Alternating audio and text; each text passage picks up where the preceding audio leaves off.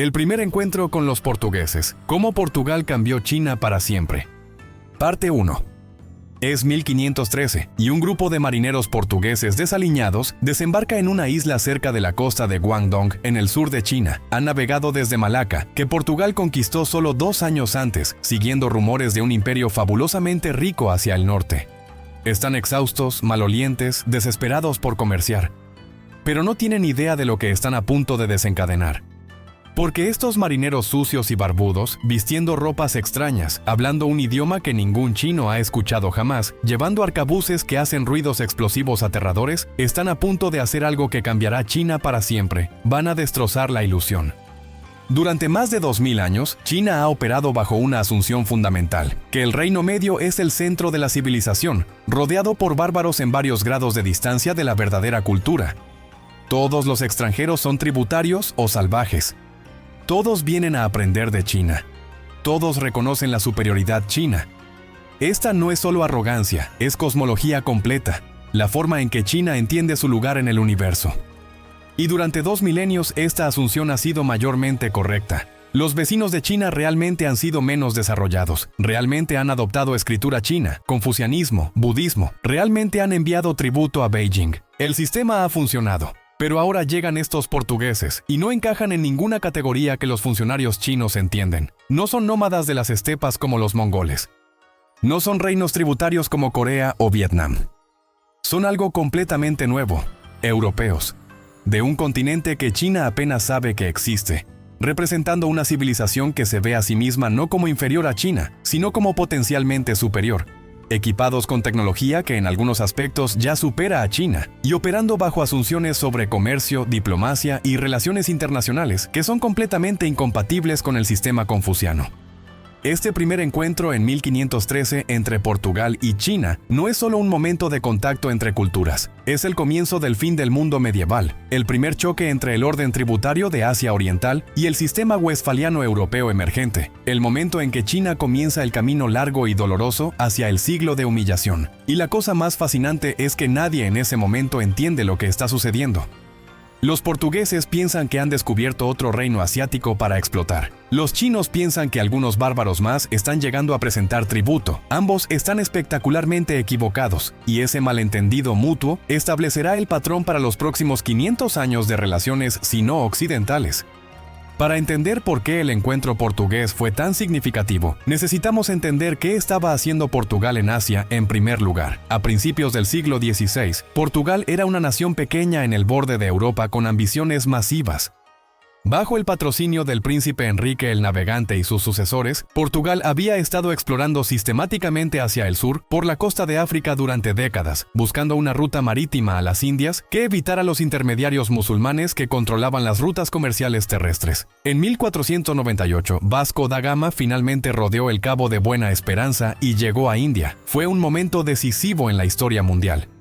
Por primera vez, Europa tenía acceso marítimo directo a Asia. Pero Portugal no solo quería comerciar, quería dominar. Los portugueses trajeron un enfoque al comercio asiático que era radicalmente diferente de lo que había existido antes. Las redes comerciales asiáticas previas habían sido en gran medida pacíficas. Mercaderes árabes, indios, malasios, chinos, todos comerciaban entre sí a través del Océano Índico sin control centralizado. Había piratas, sí, pero no había potencia naval hegemónica que controlara el comercio. Los portugueses cambiaron esto. Llegaron con cañones superiores, tácticas navales agresivas y una doctrina de monopolio comercial forzado. Su estrategia era simple: capturar puntos estratégicos, construir fortalezas, cobrar impuestos a todos los barcos que pasaran y destruir a cualquiera que se resistiera. Era imperialismo naval en su forma más desnuda. En 1510, Portugal capturó Goa en India, haciendo de ella su capital en Asia. En 1511 capturaron Malaca, el centro comercial más importante del sudeste asiático, la puerta hacia las especias, y desde Malaca comenzaron a oír sobre China. Los mercaderes en Malaca hablaban de un imperio vasto hacia el norte con ciudades enormes, seda exquisita, porcelana que los europeos nunca habían visto, té, especias. Los portugueses querían acceso. Entonces, en 1513 enviaron una expedición exploratoria comandada por Jorge Álvarez. No era una misión diplomática oficial, era básicamente reconocimiento comercial. Álvarez y su tripulación llegaron a una isla cerca de la desembocadura del Río de las Perlas, probablemente Lintin o Nay Lingding. Comerciaron un poco con mercaderes chinos locales, intercambiaron algunos regalos, obtuvieron algo de información. Y luego se fueron, reportando que habían descubierto el fabuloso Cathay que Marco Polo había descrito siglos antes. Al año siguiente, en 1514, Portugal envió una misión más ambiciosa comandada por Jorge Mascareñas, con instrucciones de establecer contacto formal con las autoridades chinas y asegurar derechos comerciales. Esta misión llegó a Cantón, Guangzhou, y causó sensación inmediata. Los funcionarios chinos locales nunca habían visto europeos antes. Estos extranjeros eran altos, de piel pálida, peludos, de nariz grande, vestían ropas extrañas. Hablaban un idioma ininteligible, llevaban armas que hacían explosiones aterradoras, y lo más preocupante, no se comportaban como tributarios apropiados, no kowtow. No presentaron tributo según rituales apropiados, en cambio, exigían comercio como iguales. Los mandarines locales no sabían qué hacer con ellos. En el sistema tributario chino había procedimientos establecidos para manejar embajadas extranjeras. Los tributarios llegaban en momentos prescritos, seguían rituales específicos, presentaban tributo, recibían regalos imperiales superiores en valor, y se iban. Era intercambio ceremonial tanto como comercio. Pero estos portugueses no encajaban en el molde. Querían comercio continuo, no misiones tributarias ocasionales. Querían establecer una factoría permanente, no solo visitar y marcharse. Los funcionarios estaban confundidos, pero también intrigados. Los portugueses claramente tenían bienes valiosos para comerciar. Entonces, los mandarines locales permitieron algún comercio mientras enviaban informes a Beijing preguntando qué hacer. La corte imperial en Beijing estaba igualmente perpleja. Los eruditos consultaron registros históricos, tratando de averiguar de dónde venían estos Folangji, el término chino para portugueses derivado de francs. Algunos pensaban que podían ser del Imperio Romano, que los chinos sabían vagamente como Da Chin o Gran Chin. Otros pensaban que eran de algún reino tributario olvidado. Nadie entendía correctamente que venían de un continente completamente diferente con su propio sistema civilizacional. Mientras la corte debatía, el comercio continuaba de manera no oficial en Cantón. Mercaderes chinos, siempre pragmáticos, estaban felices de comerciar con estos extranjeros extraños que pagaban plata por seda y porcelana. Los funcionarios locales miraban hacia otro lado a cambio de sobornos. Se estaba desarrollando un patrón que duraría siglos. Beijing oficialmente desaprobaba o ignoraba el contacto extranjero, pero localmente el comercio florecía porque todos se beneficiaban. Pero entonces, en 1517, Portugal sobreextendió dramáticamente su mano. Enviaron una embajada oficial comandada por Tomé Pires, un farmacéutico convertido en diplomático que había escrito un relato detallado del comercio asiático. La embajada incluía 80 hombres en 8 barcos, y fue escoltada por barcos de guerra. Llegaron a Cantón y exigieron audiencia con el emperador en Beijing para establecer relaciones diplomáticas formales. Los funcionarios chinos estaban horrorizados. ¿Estos bárbaros querían ir a Beijing? ¿Ver al emperador? Esto era sin precedentes. Solo tributarios apropiados podían ir a Beijing, y solo después de seguir rituales complejos. Pero Pires insistía. Tenía cartas del rey Manuel I de Portugal al emperador de China. Necesitaba entregarlas personalmente. Después de mucha deliberación y no poco soborno, los funcionarios permitieron a Pires y una delegación pequeña viajar a Beijing. Llegaron en 1520 y esperaron más de un año por audiencia. Durante este tiempo, noticias llegaron desde el sudeste asiático que cambiaron todo. Mercaderes malasios y siameses, furiosos por la agresión portuguesa que había destruido su comercio, enviaron informes a Beijing describiendo las atrocidades portuguesas. Decían que los portugueses habían capturado Malaca por traición, masacrando a miles, que estaban secuestrando niños chinos en el sudeste asiático para venderlos como esclavos, que sus barcos eran piratas disfrazados de comerciantes. Estas acusaciones tenían algo de verdad. Los portugueses realmente habían capturado Malaca brutalmente. Realmente participaban en trata de esclavos.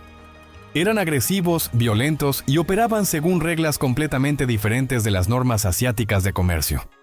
La corte Ming estaba ultrajada. El emperador Chengde acababa de morir, y el nuevo emperador Jia Jing era joven, conservador, profundamente influenciado por mandarines confucianos que de todos modos desconfiaban de extranjeros. La decisión fue rápida y dura: expulsar a todos los portugueses. Tomé Pires y su delegación fueron arrestados. Su embajada fue rechazada. Fueron enviados de vuelta a Cantón en desgracia. Y allí, según la mayoría de los relatos, Pires murió en prisión, posiblemente de disentería, posiblemente ejecutado. Las fuentes difieren, pero la embajada que se suponía establecería relaciones sino-portuguesas terminó en desastre completo. Peor aún para Portugal, el emperador Jia Jing emitió edictos prohibiendo todo comercio con portugueses. Los llamó piratas y bandidos. Ordenó a funcionarios costeros repelerlos por la fuerza si era necesario. Parecía que la aventura portuguesa en China había terminado antes de que realmente comenzara. Pero aquí está la cosa sobre las prohibiciones imperiales chinas. Eran a menudo mucho más débiles de lo que parecían en papel. La costa de China es enorme, imposible de patrullar efectivamente. Los funcionarios locales estaban frecuentemente corruptos, dispuestos a aceptar sobornos, y los mercaderes chinos querían desesperadamente plata portuguesa, porque la economía Ming funcionaba con plata y nunca había suficiente. Entonces, a pesar de la prohibición oficial, el comercio sino-portugués continuó. Simplemente se movió bajo tierra, se volvió contrabando. Los portugueses establecieron bases temporales en varias islas costeras, sobornaban a funcionarios locales, comerciaban con piratas chinos que de todos modos operaban fuera de la ley. Era sucio, peligroso e ilegal, pero era rentable. Los portugueses traían plata de sus colonias en América, y los chinos la aceptaban con entusiasmo a cambio de seda y porcelana que los portugueses revendían en Europa con ganancias masivas. Este comercio negro continuó durante décadas, y lentamente, a pesar de la hostilidad oficial, los portugueses se arraigaron en la costa china. El avance vino en 1557, cuando Portugal aseguró un arrendamiento permanente de una pequeña península cerca de Cantón llamada Macao. Las circunstancias exactas son disputadas. La historia oficial portuguesa afirma que los funcionarios chinos, agradecidos por la ayuda portuguesa en limpiar piratas, otorgaron Macao como recompensa. La versión china afirma que los portugueses simplemente sobornaron a funcionarios locales y ocuparon el territorio sin permiso adecuado de Beijing. Probablemente ambas versiones contienen algo de verdad. Lo que importa es que Portugal finalmente tenía una base permanente en la costa china. Macao se convertiría en la única presencia europea en China durante los próximos 250 años, hasta que los británicos llegaran en el siglo XVIII. Y desde esta pequeña base, Portugal cambiaría China de formas que nadie anticipó. Primero y más obviamente, los portugueses trajeron plata, toneladas de ella. Plata de las minas de Potosí en América del Sur, plata de México, plata de Japón. La economía Ming en el siglo XVI estaba cambiando de papel moneda a plata como medio de intercambio estándar. El problema era que China producía relativamente poca plata domésticamente. La demanda superaba enormemente la oferta. Entonces, cuando los portugueses llegaron con barcos llenos de plata española y japonesa, ofreciendo comerciar por seda y porcelana chinas, estimularon la economía china masivamente. Algunos historiadores argumentan que esta inyección de plata americana a través del comercio portugués fue uno de los factores que alimentó el crecimiento económico de finales de la era Ming. Irónicamente, el mismo comercio que los mandarines conservadores querían prohibir estaba enriqueciendo a China. Segundo, los portugueses trajeron nueva tecnología militar, particularmente armas de fuego. Los chinos habían inventado la pólvora siglos antes y tenían sus propios cañones y armas primitivas.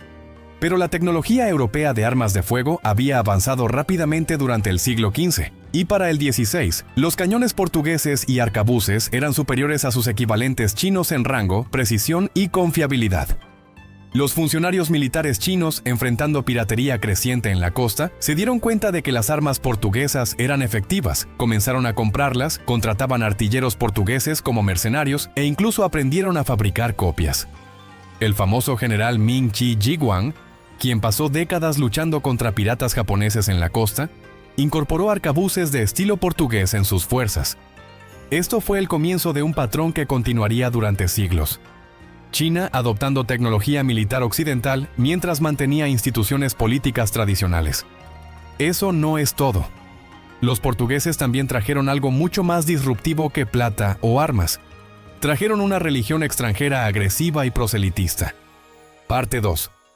En 1552, un jesuita español llamado Francisco Javier murió en una isla pequeña frente a la costa de China, mirando a través del agua hacia el continente que nunca pudo alcanzar. Había pasado años evangelizando en India, el sudeste asiático y Japón, bautizando a decenas de miles. Pero China, el Gran Premio, había permanecido cerrado. Su muerte no terminó el sueño jesuita de convertir a China. Al contrario, lo intensificó.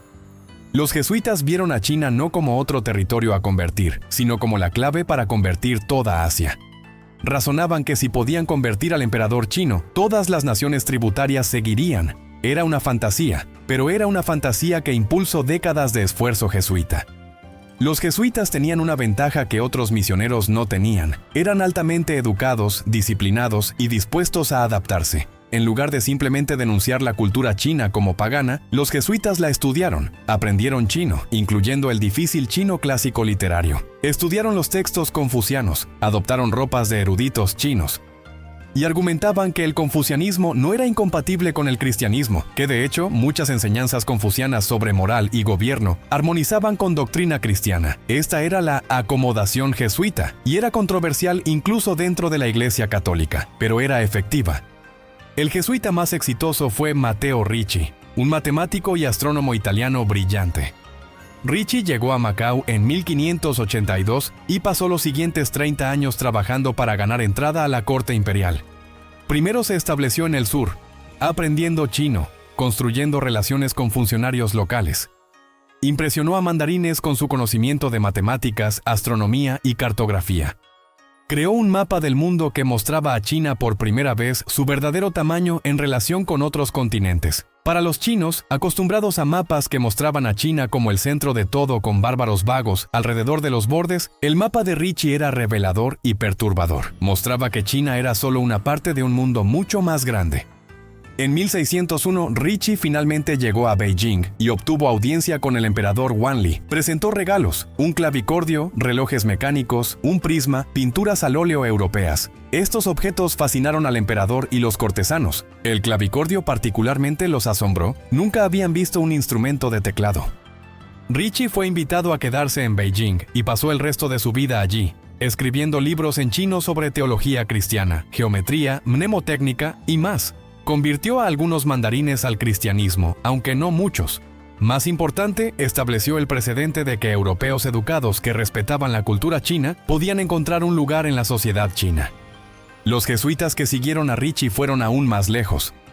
Adam Schall von Bell, un astrónomo alemán, llegó a ser el director del Observatorio Imperial, responsable del calendario oficial. En China tradicional, el calendario era una prerrogativa imperial, porque determinaba cuándo se realizaban rituales, cuándo se plantaban cultivos, cuándo se cobraban impuestos. Que un extranjero católico controlara el calendario era extraordinario. Ferdinand Verbiest, un jesuita flamenco que sucedió a Schall, diseñó cañones para el emperador y construyó instrumentos astronómicos que todavía están en Beijing hoy. Estos jesuitas caminaban una línea fina, servían al emperador mientras secretamente evangelizaban, argumentaban que el confucianismo era compatible con el cristianismo, mientras convirtiendo a mandarines individuales. Pero su presencia también creó una grieta en la cosmología confuciana. Los jesuitas trajeron conocimiento científico que en algunos casos superaba lo que China sabía. Sus cálculos astronómicos eran más precisos que los métodos chinos tradicionales. Sus mapas eran más detallados, sus instrumentos matemáticos eran más sofisticados. Esto planteaba una pregunta incómoda. Si los bárbaros occidentales sabían cosas que China no sabía, ¿era China realmente el centro de toda sabiduría? La mayoría de los mandarines ignoraban esta pregunta o argumentaban que el conocimiento técnico bárbaro era útil pero civilizacionalmente insignificante. El verdadero conocimiento, argumentaban, era conocimiento moral confuciano, no trucos matemáticos. Pero la semilla de duda fue plantada. Aún más disruptivamente, el cristianismo católico que los jesuitas predicaban era fundamentalmente incompatible con valores confucianos centrales. El confucianismo enfatizaba piedad filial, rituales de ancestros, lealtad al emperador como figura paterna del pueblo. El cristianismo enseñaba que lealtad última era a Dios, no a la familia o al emperador. Los rituales de ancestros, centrales para la práctica confuciana, eran vistos por muchos misioneros como idolatría pagana que los conversos debían abandonar. Esto causó controversia masiva. Conversos chinos que dejaban de realizar rituales de ancestros eran vistos por sus familias como ingratos, no filiales, traidores a las obligaciones familiares. Las comunidades locales veían a los cristianos como subversivos peligrosos. Esta tensión explotó en la controversia de los ritos, un debate de décadas sobre si los cristianos chinos podían continuar practicando rituales confucianos. Los jesuitas argumentaban que sí, que los rituales eran ceremonias civiles no religiosas. Otras órdenes católicas, particularmente franciscanos y dominicos, argumentaban que no, que eran idolatría. El debate llegó hasta el Papa. En 1715, el Papa Clemente XI emitió una bula papal declarando que los rituales confucianos eran incompatibles con el catolicismo y prohibiendo que los cristianos chinos los practicaran. Cuando esta noticia llegó a Beijing, el emperador Kangxi estaba furioso. ¿Cómo se atrevía un líder religioso extranjero a dictar cómo los chinos debían comportarse? En 1721, Kangxi prohibió el cristianismo en China, excepto en casos donde misioneros sirvieran funciones útiles como científicos o artesanos. La edad dorada de las misiones jesuitas había terminado. Pero el daño a la cosmología confuciana ya estaba hecho. Los jesuitas habían demostrado que el conocimiento europeo tenía valor, que los extranjeros no eran simplemente bárbaros ignorantes. Habían introducido ideas sobre religión, ciencia y organización social que eran radicalmente diferentes de las normas confucianas. Y habían creado una pequeña pero influyente clase de conversos chinos que veían al cristianismo no como barbarismo extranjero, sino como verdad universal. Estas serían las grietas que eventualmente se ampliarían. Mientras tanto, el comercio portugués desde Macao continuaba expandiéndose. Macao se convirtió en un puerto cosmopolita donde chinos, portugueses, japoneses, malasios, indios, todos comerciaban. Se volvió increíblemente rico. Los mercaderes portugueses actuaban como intermediarios entre China y Japón, comerciando seda china por plata japonesa. Este comercio era enormemente rentable porque Japón tenía minas de plata masivas pero pocas manufacturas de lujo, mientras China producía seda exquisita pero necesitaba desesperadamente plata. Los portugueses tomaban enormes comisiones como intermediarios. El comercio de Macao también trajo nuevos bienes a China: tabaco de América, camotes, maíz, cacahuetes, todos introducidos por portugueses. Estos cultivos del Nuevo Mundo eventualmente se volverían importantes en la agricultura china, permitiendo el cultivo de tierras marginales y apoyando el crecimiento poblacional. Pero Portugal también trajo algo mucho más oscuro: el comercio de opio. Ahora, el opio había existido en China durante siglos, usado principalmente como medicina, pero el consumo era limitado. Los portugueses comenzaron a importar opio de sus posesiones en India en cantidades mucho mayores, vendiéndolo no solo como medicina sino como droga recreativa. Inicialmente esto era un negocio pequeño, pero estableció el patrón y las redes de contrabando que los británicos expandirían masivamente 2 siglos después con consecuencias catastróficas. Los portugueses, en este sentido, fueron los precursores de las guerras del opio, aunque en escala mucho menor. El impacto portugués en China fue paradójico. Por un lado, trajeron plata que estimuló la economía, tecnología que mejoró capacidades militares, conocimiento científico que expandió horizontes intelectuales. Por otro lado, expusieron las debilidades de la cosmología confuciana, introdujeron una religión subversiva, establecieron precedentes para intervención extranjera y comenzaron el comercio de drogas que eventualmente envenenara millones. Y crucialmente, los portugueses demostraron a otras potencias europeas que China no era inaccesible, que podía ser penetrada, comerciada, explotada. Cuando los holandeses llegaron en el siglo XVII, cuando los británicos llegaron en el XVIII, seguían el camino que Portugal había ablazado. Pero tal vez el impacto más profundo fue psicológico. Durante 2 milenios, China había operado bajo la asunción de que era el Reino Medio, el centro de la civilización. El sistema tributario no era solo política, era cosmología. Reflejaba el orden natural del universo con el emperador en el centro, irradiando virtud hacia afuera a círculos concéntricos de barbarie decreciente. Este sistema había funcionado porque los vecinos de China realmente eran menos desarrollados tecnológicamente y culturalmente dependientes de China. Pero los portugueses no encajaban en este esquema. No eran menos desarrollados. De hecho, en algunas áreas eran más avanzados. No eran culturalmente dependientes de China. Tenían su propia civilización con su propia historia, su propia religión, sus propias ideas sobre cómo debería organizarse el mundo. Los mandarines respondieron a esta anomalía con negación. Clasificaban a los portugueses como Pholangji, bárbaros de algún reino desconocido del lejano oeste. Los confinaban a Macao, una pequeña península donde podían ser contenidos y monitoreados. Prohibían su presencia en China propiamente. Pero la negación no cambiaba la realidad. El mundo estaba cambiando. Europa estaba ascendiendo. Y China, aferrada a un sistema tributario diseñado para una era diferente, no estaba lista. El encuentro portugués fue el primer acto de un drama que se desarrollaría durante siglos. Portugal era pequeño, su impacto en China fue limitado. Macao era una pequeña excepción a la regla del aislamiento chino. Pero había establecido precedentes, que los europeos podían establecer bases en la costa china, que podían comerciar a pesar de prohibiciones oficiales, que podían convertir a chinos al cristianismo, que tenían conocimiento y tecnología que China encontraba útil. Cuando potencias europeas más grandes llegaran, potencias con más barcos, más cañones, más ambición, seguirían el camino portugués. Pero lo harían en escala masivamente mayor, con consecuencias que destruirían el sistema confuciano que había gobernado China durante más de 1000 años. Y aquí está la ironía final.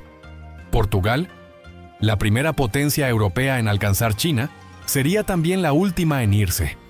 Macao permaneció portuguesa hasta 1999, 50 años después de que el Imperio Británico había colapsado, décadas después de que Francia perdiera Indochina. Por 500 años, desde 1557 hasta 1999, Portugal mantuvo un pedacito de territorio en la costa china. Era un recordatorio constante del primer encuentro, el primer contacto, el momento en que el viejo orden comenzó a fracturarse. Los chinos llaman a este periodo el siglo de humillación, pero en realidad fue 500 años de humillación, comenzando con algunos marineros portugueses desembarcando en 1513. Los mandarines de ese tiempo pensaban que estaban lidiando con otra embajada tributaria fallida, otro grupo de bárbaros molestos que podían ser manejados, contenidos, eventualmente asimilados o expulsados. No entendían que estaban presenciando el comienzo de una transformación global, el choque de dos sistemas mundiales incompatibles. No podían saber que los nietos de esos marineros portugueses regresarían con más barcos, más armas, más exigencias. No podían prever que otros europeos seguirían, británicos y franceses y alemanes y rusos, cada uno tallando su propia esfera de influencia, cada uno forzando más tratados desiguales, hasta que China fue reducida a semicolonia, su soberanía erosionada, su orgullo destrozado. Pero todo comenzó con Portugal. El primer encuentro, el primer contacto. Los primeros europeos en desembarcar en China con intención no de rendir homenaje sino de comerciar como iguales. Los primeros en establecer una base permanente. Los primeros en traer plata, armas, relojes, mapas que mostraban que el mundo era más grande de lo que China había imaginado.